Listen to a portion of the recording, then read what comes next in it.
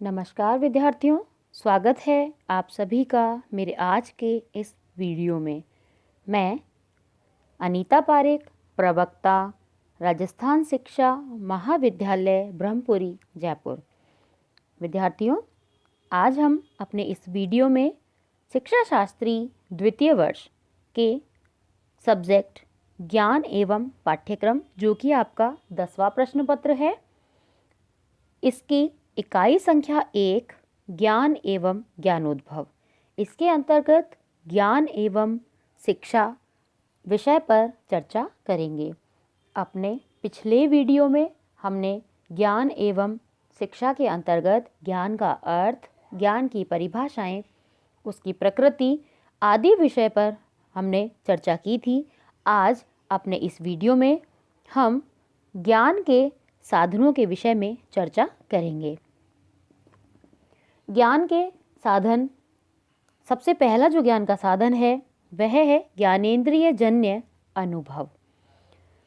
ज्ञान प्राप्त करने के लिए ज्ञानेंद्रियों को साधन मानने का जो सिद्धांत दिया गया था वह लॉक नामक दार्शनिक के द्वारा प्रस्तुत किया गया था। भारत में यह सिद्धांत बहुत पहले चारवाक मतावलंबियों ने स्पष्ट किया था। जिस यथार्थ को मनुष्य स्वयं अपनी ज्ञानेंद्रियों से अनुभव करता है वही सत्य है। तर्क और अनुमान पर निर्भर नहीं रहा जा सकता, क्योंकि वे कुछ स्वयं सिद्ध अथवा दूसरों के बताए अनुभव पर आधारित होती हैं। दूसरों के अनुभव दोबारा फिर पूर्ववत हो, यह संभव नहीं है। अपितु जो ज्ञान वर्तमान में स्वयं मनुष्य प्राप्त करता है वही सच्चा ज्ञान है। दूसरा जो विचार है ज्ञानेंद्रिय जन्य ज्ञान के संबंध में, वह यह है कि मनुष्य जन्म लेते समय अज्ञानी होता है। उसका मन एक कोरे कागज के समान होता है जिस पर कुछ भी नहीं लिखा हुआ होता। जैसे ही बच्चा जन्म लेता है वह बाह्य संसार से संबंध अपनी ज्ञानेंद्रियों के माध्यम से स्थापित करता है, या ज्ञानेंद्रियों की सहायता से ही वह बाह्य संसार से जुड़ता है। इस सिद्धांत में जो ज्ञान मीमांसा का तत्व है वह शिक्षा पर व्यापक प्रभाव डालता है। ज्ञानेंद्रिय जन्य अनुभव का शिक्षा पर जो प्रभाव है वह कई रूपों में पड़ता है। चलिए देखते हैं यह प्रभाव किन किन रूपों में पड़ता है। पहला है शिक्षा में स्वानुभव। वर्तमान में विद्यालयों में इस बात पर विशेष बल दिया जा रहा है कि बालकों को स्वयं अपने अनुभव द्वारा सिखाया जाना चाहिए। बच्चा स्वयं किसी कार्य को जब करता है तो उसे अनुभव प्राप्त होते हैं, और अनुभव के द्वारा सीखा हुआ जो ज्ञान है वह स्थायी होता है। इसका उदाहरण हम विद्यालयों में रसायन तथा भौतिक विज्ञान जो चलते हैं उनके रूप में ले सकते हैं। रसायन विज्ञान तथा भौतिक विज्ञान के पूर्व ज्ञात तथ्यों को प्रयोगशालाओं में छात्र स्वयं प्रयोग करके उनकी सत्यता की जांच करता है और प्रत्यक्ष अनुभव प्राप्त करता है। इसी प्रकार से छोटे बालकों को प्रकृति, कारखानों, भौतिक तथा सामाजिक प्रक्रियाओं, भूगोल के विषय और प्रजातांत्रिक पद्धतियों का अनुभव विद्यालय के अंतर्गत या विद्यालय के भीतर कराया जा सकता है। दूसरा है ज्ञानेंद्रियों का प्रशिक्षण। ज्ञान का आरंभ ज्ञानेंद्रियों के अनुभव से होता है। ज्ञानेंद्रियां जो अनुभव करती है वह हमारे मस्तिष्क तक पहुंचता है और हमें अनुभव या ज्ञान प्रदान करता है। ज्ञान का कच्चा माल, रॉ मटेरियल ज्ञानेंद्रियों से प्राप्त होता है।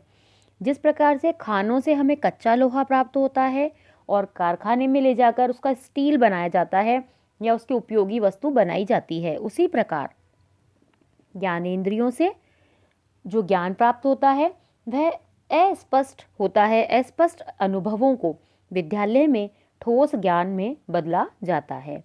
यह आवश्यक है कि ज्ञानेंद्रियों को प्रशिक्षण दिया जाए। इस विचार से मॉन्टेसरी और किंडरगार्टन शिक्षण पद्धति का विकास हुआ।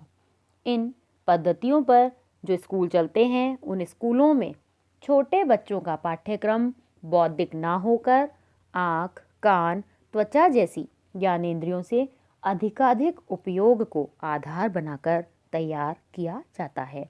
यह सब इसलिए महत्वपूर्ण है कि ज्ञानेंद्रियों के सही उपयोग को जानने वाला बालक आगे चलकर सूक्ष्म पर्यवेक्षण में कुशल बन सकेगा। नेक्स्ट हमारा है शिक्षा में क्रियाशीलता। शिक्षा में ज्ञानेंद्रियां ही नहीं, कर्मेंद्रियां भी महत्वपूर्ण भूमिका अदा करती है। कर्मेंद्रियां हमारे हाथ, हमारे पैर, ये सब हमारी कर्मेंद्रियां होती हैं। हाथ पैर ज्ञानार्जन में सहायक होते हैं, इसलिए कर्म द्वारा ज्ञान प्राप्ति का मार्ग उत्तम बताया गया है। जो काम करके सीखा जा सकता है वह कार्य व्याख्या, कथन या प्रवचन द्वारा नहीं किया जा सकता। जब बालक कोई काम करता है तो उसके हाथों से अनेक प्रभाव मस्तिष्क तक पहुँचते हैं। उस समय हमारा शरीर और मन दोनों ही समझ जाते हैं। इसलिए शिक्षा में क्रियाशीलता अथवा करो और सीखो का सिद्धांत स्वीकृत हुआ है। किए बिना ना तो अनुभव पक्का होता है और ना ही उस कार्य में कुशलता आती है। जैसे उदाहरण स्वरूप हम गणित विषय को लेते हैं। गणित विषय में जब तक विद्यार्थी स्वयं गणित के सवालों को हल नहीं करता है तब तक उसमें कुशलता नहीं आती है, उसका अनुभव पक्का नहीं होता है। इसी तरह विज्ञान और कला विषयों की शिक्षा में भी क्रियाशीलता का यह तत्व रहता है। नेक्स्ट है समस्या समाधान। हम सभी जानते हैं कि जीवन एक संग्राम है। इससे तात्पर्य यह है कि हम हमारे जीवन में अनेकों समस्याओं से संघर्ष करते हुए आगे बढ़ते हैं या जीवन पर्यंत इन समस्याओं से जूझते रहते हैं, लड़ते रहते हैं। इस संघर्ष के दौरान ही हम यथार्थ ज्ञान की प्राप्ति करते हैं, क्योंकि हम उन स्थितियों को, उन परिस्थितियों को वास्तविक रूप से जीते हैं, उनका समाधान करने का प्रयास करते हैं और इस प्रयास के द्वारा ही हमें यथार्थ ज्ञान की प्राप्ति होती है। वास्तविक रूप से जब हम परिस्थितियों को देखते हैं, जीते हैं, तो हमें उन स्थितियों को देखने सुनने का अवसर भी प्राप्त होता है और हमारे अंदर एक समस्या समाधान की योग्यता विकसित हो जाती है। नेक्स्ट हमारा है ज्ञान के साधन में तर्क और चिंतन। ज्ञान प्राप्त करने में अनुभव को साधन मानने की परंपरा प्राचीन समय से चली आ रही है। जैसे जैसे विज्ञान की तेज प्रगति होती गई, आधुनिक समय में इसका महत्व और भी ज़्यादा बढ़ता चला गया और इसी के अनुसार शिक्षा जगत में भी बहुत भारी परिवर्तन हुए हैं। कुछ दार्शनिकों का मानना है कि यह ज्ञान मन में पहले से ही विचारों के रूप में विद्यमान होता है और इनमें बुद्धि तथा प्रज्ञा जैसी शक्ति है और यही बुद्धि और प्रज्ञा सत्य ज्ञान का मर्म बताती है या सत्य ज्ञान की ओर अग्रसर करती है। बुद्धि के अभाव में हमारी ज्ञानेंद्रियां हमें धोखा दे जाती हैं। इसके लिए हम एक उदाहरण लेते हैं कि जैसे पानी में पड़ी हुई सीधी लकड़ी भी हमें टेढ़ी दिखाई देती है या रेल की समानांतर जो पटरियां होती हैं वह हमको दूर मिलती हुई दिखाई देती हैं। इसी तरह कई बार बुद्धि के अभाव में ज्ञानेंद्रियां भी हमें धोखा देती हैं। कुछ दार्शनिक जैसे डेकार्ट यह मानते हैं कि विचार या प्रत्यय जैसे अनंतता, पूर्णता, एकता और कार्य कारण संबंध हमारे मन में पहले से ही विद्यमान है। यही कारण है कि सारी मानव जाति इन विचारों के लिए, इन प्रत्ययों के लिए एकमत है। अगर इनके अनुभव पर सब कुछ निर्भर होता तो यह प्रत्यय सर्वसम्मति से नहीं स्वीकारे जाते। अतः ज्ञान विचारों, चिंतन तथा तर्क पर निर्भर करता है। विचार और चिंतन ज्ञान प्राप्ति के ही साधन है। यह विचार किस प्रकार शिक्षा को प्रभावित करते हैं, अब हम इसकी चर्चा करेंगे। सबसे पहला है चिंतन तथा तर्क की मनोवैज्ञानिक खोज तथा शिक्षा। यह विषय विस्तार से समझने के लिए हमें मनोविज्ञान का अध्ययन करना आवश्यक है। यहाँ इन दोनों प्रक्रियाओं का विकास विभिन्न चरणों में किस प्रकार होता है, यह हम जानेंगे। दार्शनिक और शिक्षा शास्त्रियों ने पश्चिम तथा भारत में चिंतन और तर्क के संबंध में जो कुछ सोचा था वह बहुत समय तक स्वीकार किया गया। अरस्तु ने जो कुछ कहा वह फैकल्टी मनोविज्ञान के नाम से जाना गया। उनका कहना था कि मन के बहुत से विभाग हैं जिसमें चिंतन और तर्क के विभाग भी शामिल हैं। यदि इनके विकास के लिए कुछ विषय हैं जैसे गणित पढ़ाया जाए तो यह शक्तियाँ और भी मजबूत होती है। बेकन का भी यही मत था। यूरोप में लंबे समय तक यह विचार प्रबल रहा। फिर तर्क के दो प्रकारों को निश्चित किया गया, एक आगमन तर्क और दूसरा निगमन तर्क।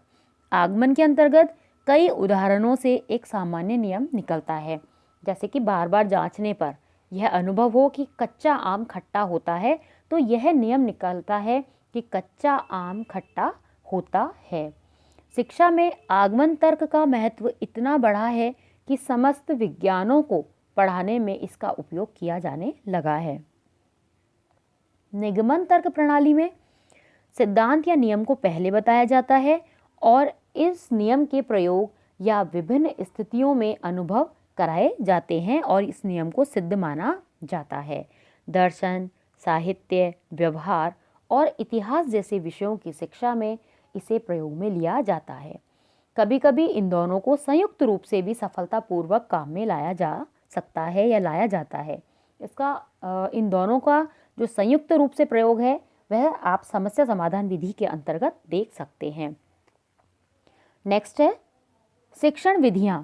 मन की चिंतन और तर्क शक्तियां ज्ञान का साधन है। यह मान लेने से एकाग्रता और संकल्प का महत्व शिक्षा में बढ़ता है। साथ ही साथ मन की एक शक्ति स्मृति भी सहायक है। इसके अभाव में चिंतन और तर्क निर्बल पड़ जाते हैं। शिक्षा मनोविज्ञान इसके अध्ययन पर विशेष बल देता है। स्मृति एक प्रकार की प्रक्रिया है जिसमें प्रथम चरण अधिगम होता है या सीखना होता है। बच्चे कई प्रकार से सीखते हैं, अनुकरण से, भूल और प्रयत्न से, अनुबंधन से, परा अंतर्दृष्टि से, और यह सब सीखने के सिद्धांत हैं।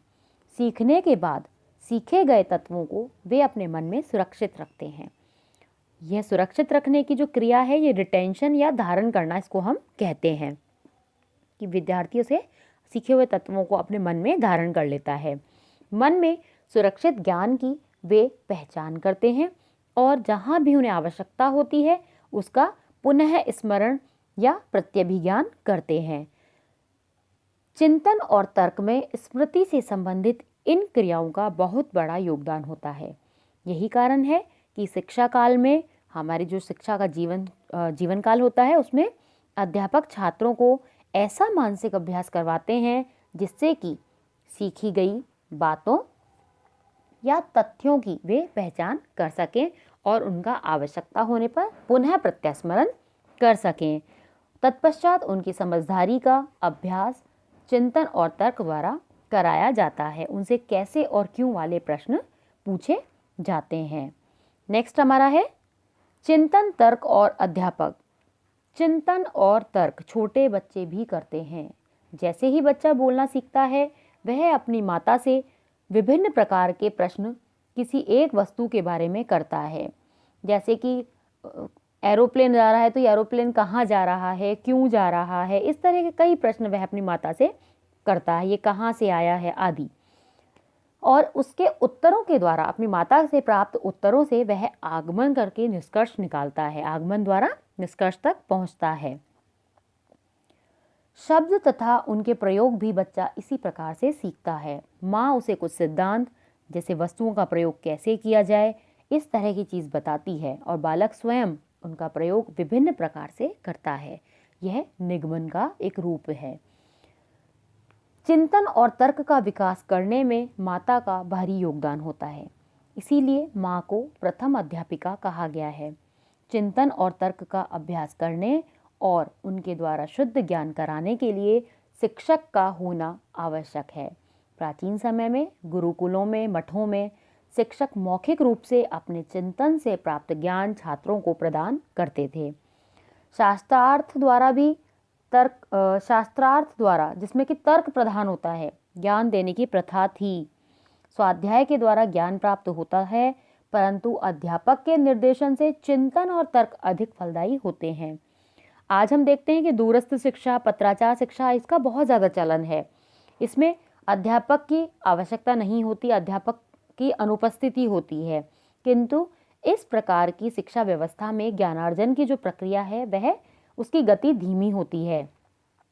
विद्यार्थी ज्ञान के स्थान पर अज्ञान की उसमें वृद्धि होती है, और इस चीज़ का जो हमें पता लगता है वह परीक्षा के प्रतिवेदनों से हम देख सकते हैं कि अध्यापकों का लाभ नहीं मिलने से विद्यार्थी के अंदर चिंतन और तर्क करने की जो शक्ति है वह कमजोर सिद्ध होती है। नेक्स्ट हमारा है पुस्तकें और शिक्षा। लिखित भाषा का आविष्कार हो जाने से ज्ञान को पुस्तकों के रूप में संचित किया गया। यह हम प्राचीन काल में भी हम देखते हैं। तो प्राचीन काल के अंतर्गत तक्षशिला, नालंदा आदि जो विश्वविद्यालय थे, यह पुस्तकों का एक यहाँ पर विशाल भंडार था, जिसे कि आक्रमणकारियों ने नष्ट कर दिया था। यहाँ अनेक बहुमूल्य ग्रंथ विदेशी विद्वान आकर पढ़ा करते थे और उन्हें संचित करके अपने साथ ले जाया करते थे। संस्कृत में लिखा हुआ अधिकांश साहित्य चिंतन प्रधान है।